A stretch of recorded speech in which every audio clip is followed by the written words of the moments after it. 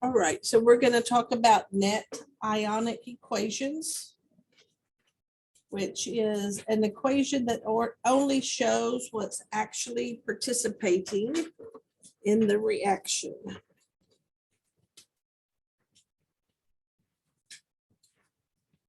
So hopefully you watched the video to give yourself a little bit of help, a little bit of background.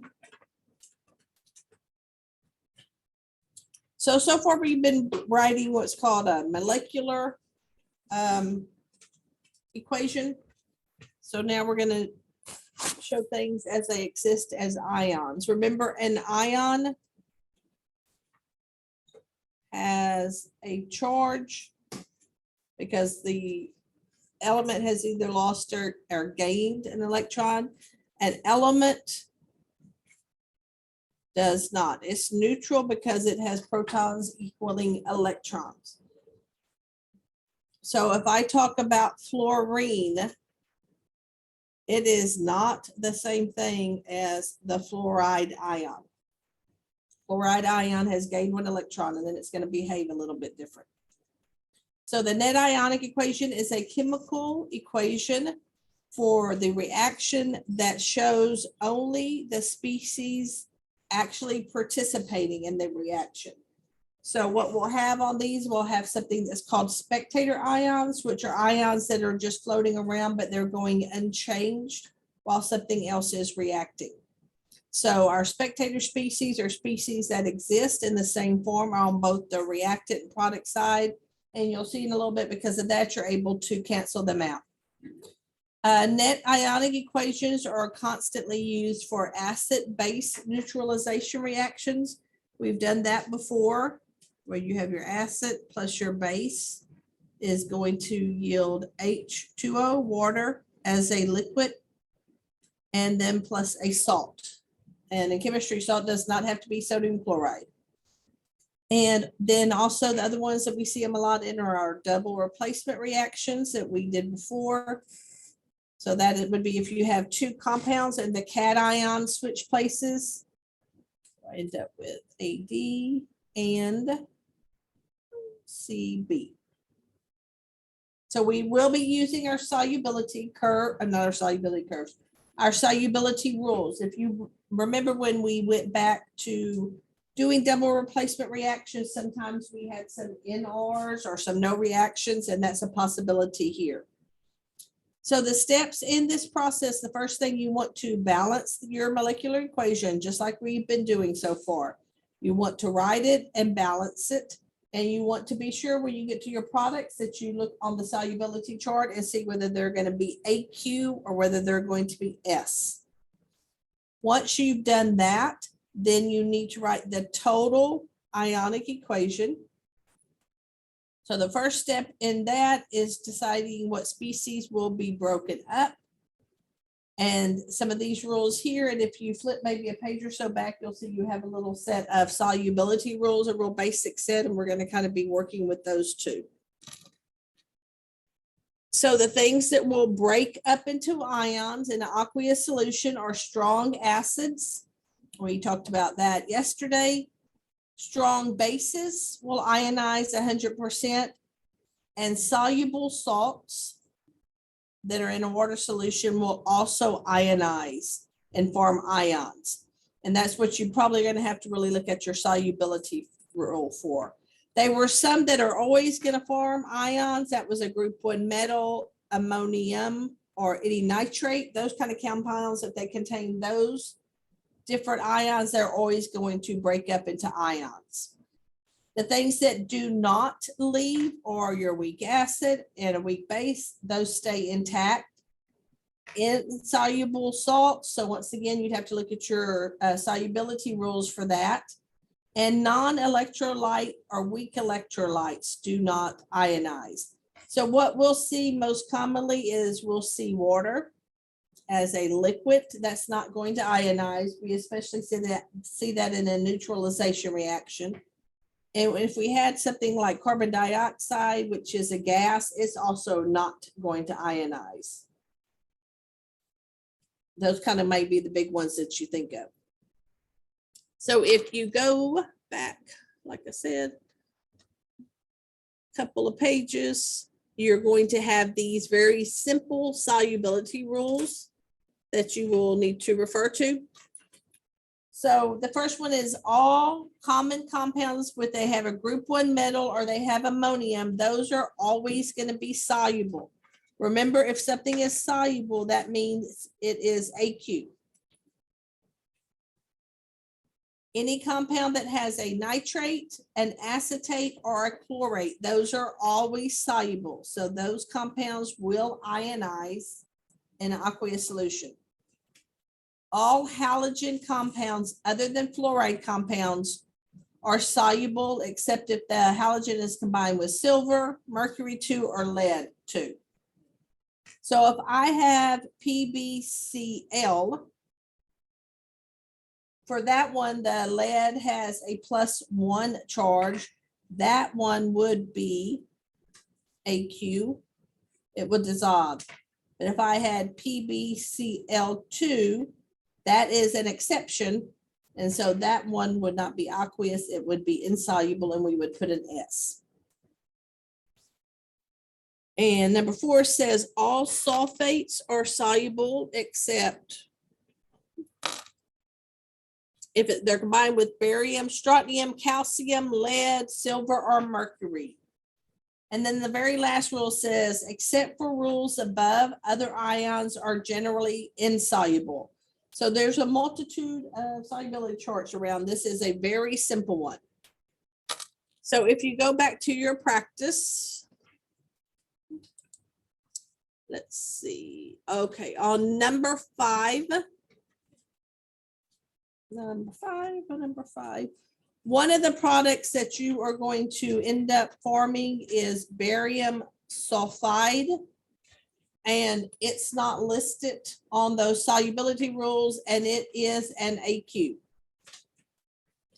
When I do the quiz or the test, I make sure, or I tried to stay on those real simple solubility rules, and that one I just missed, but that you probably will need that later on.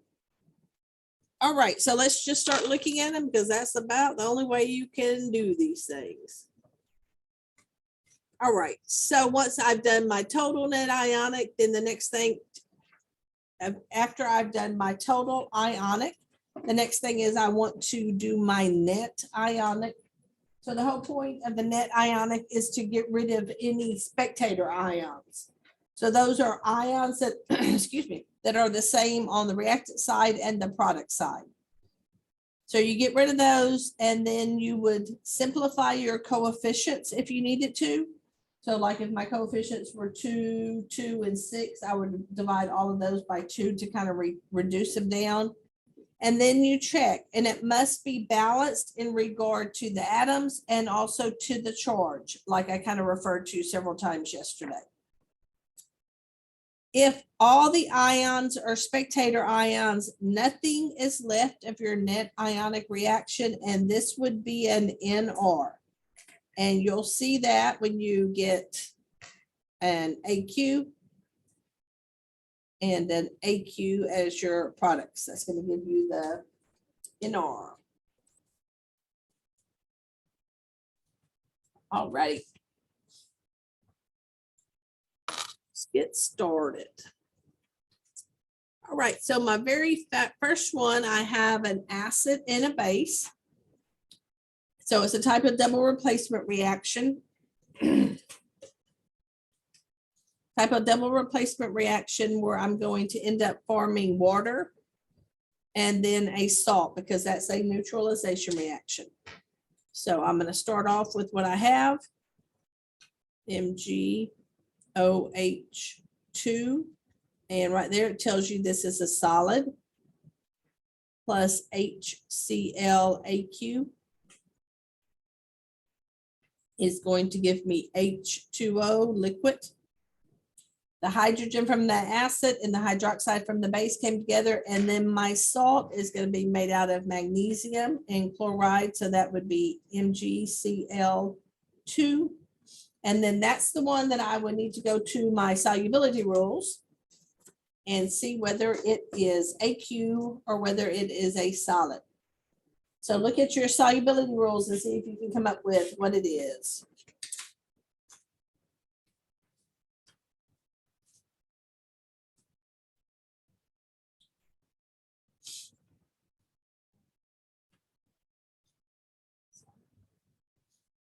No, it's not a solid. What does your, I want to say, is it the second rule that mentions, I have one here, halogens? Third, okay. So if you look at that rule, it says all halogen compounds are soluble because anything listed 1, 2, 3, or 4 are soluble. So this is an halogen compound and it's not bound with one of those exceptions. So this one would be AQ. So on a neutralization reaction, as long as you have water, it's a good reaction. That could have been an AQ or an S and it still would have been okay. So now we need to do a little balancing, which I think is a 2 here and a 2 in front of my water. That gets me balanced. All right, now we're going to write everything that is going to ionize as ions. And so on this step where you're doing your total ionic, you can skip putting the phases in because sometimes they get really long, and then you can add your phases back on the last one. All right, so magnesium hydroxide, if it's a solid, it's not going to ionize. This is a weak acid. So those do not ionize. Hydrochloric acid is a strong acid, so it's going to ionize. And then I have my water, which we said just stays together. And then we classified that as AQ, so that means this will ionize. So Mg2 plus 2 Cl minus. All right, so that is my total ionic. And now I want to cancel out what I can cancel out. So the only thing here that is on both the reactant side and the product side are my 2 chloride ions. So I'm going to cancel them out. And then I'm going to write that to get to my net ionic, but I'm going to put the states back in. So magnesium hydroxide, we said that's going to be a solid. Anything that has a charge, excuse me, is always going to be AQ. So this is 2H plus AQ. And that gives me some water, which stays intact. And then some Mg2 plus AQ because it has a charge. And then if you've done it correctly, you can make sure it's balanced with regard to elements and also charge. And on this particular one, my reactants have a +2 here and my magnesium is a +2. So that means the charges are equal on each side. Any specific questions on that one? Mm-hmm.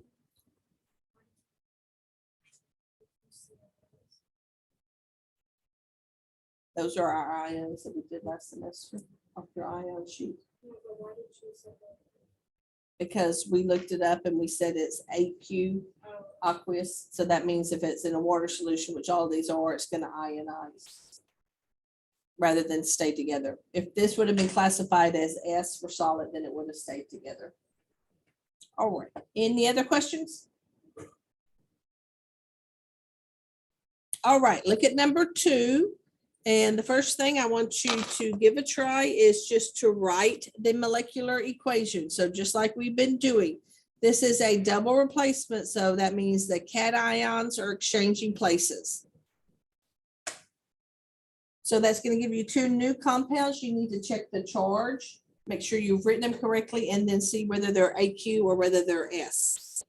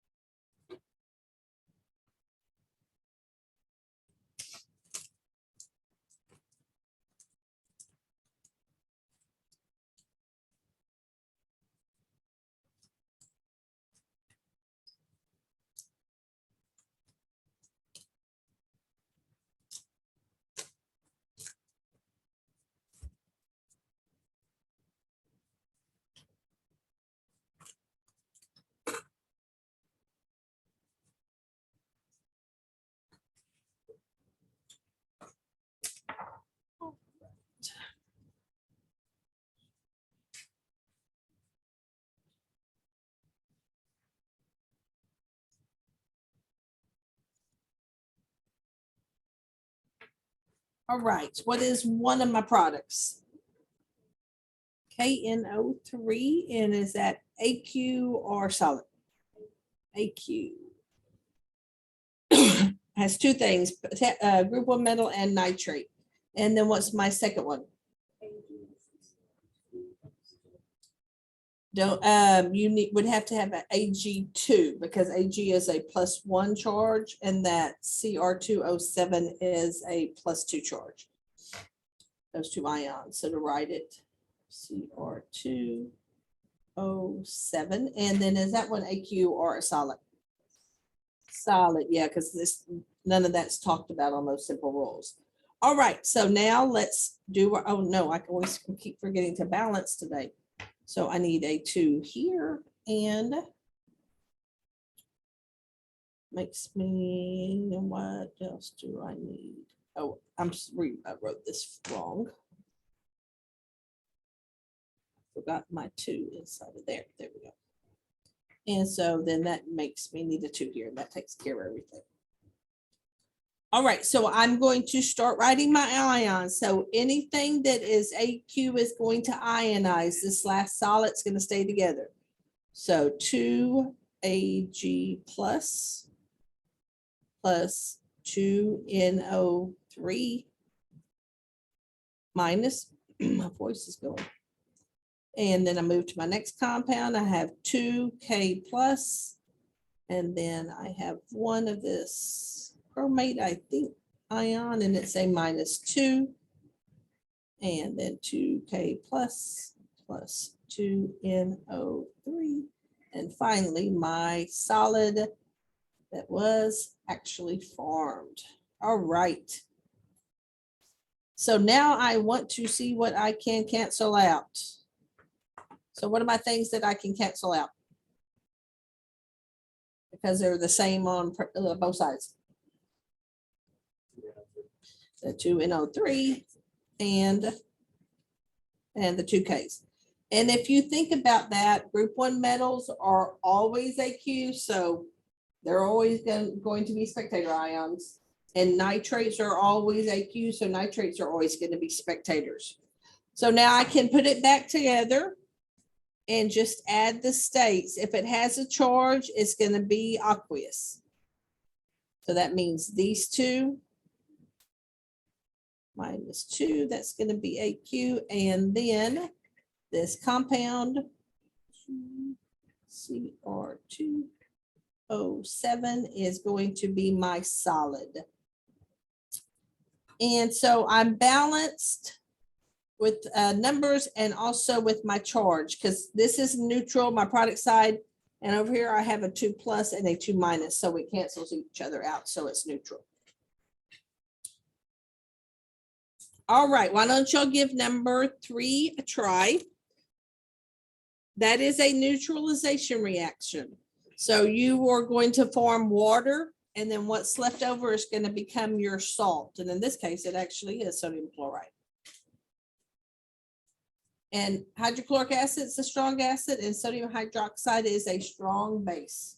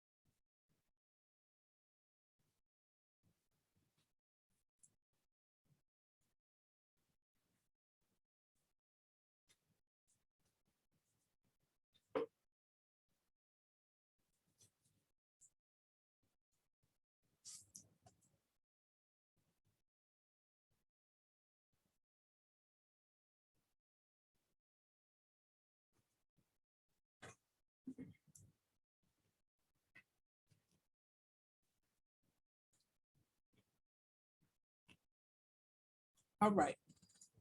We said water forms, and what was my salt that formed? NaCl, actual salt. And was it AQ or S? AQ. All right. So that all looks good, and it is balanced already. So now which things am I going to ionize? Yeah, everything is important. Exactly.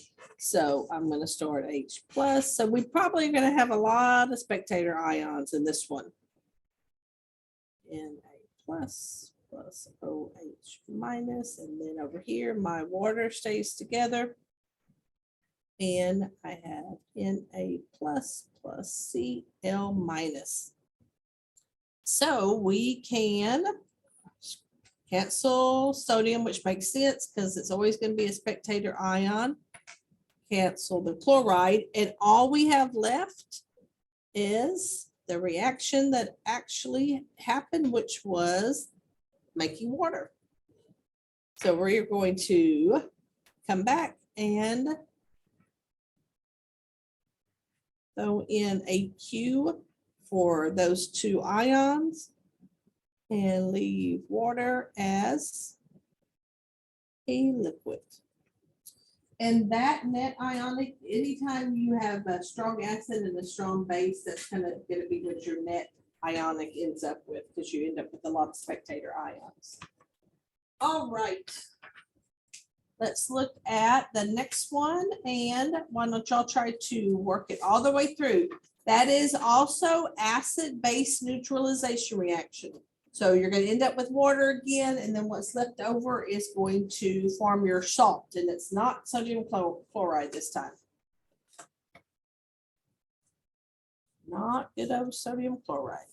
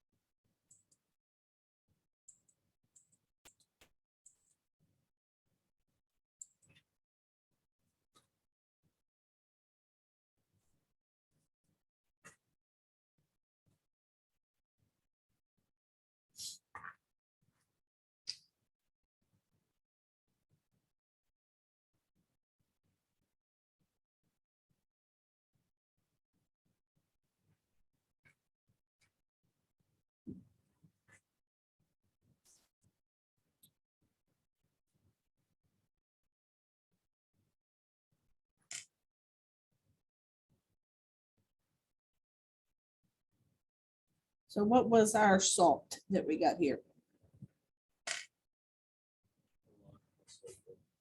And you would need a 2. Yeah. And it was AQ, right? Okay. So see if y'all can finish that one up.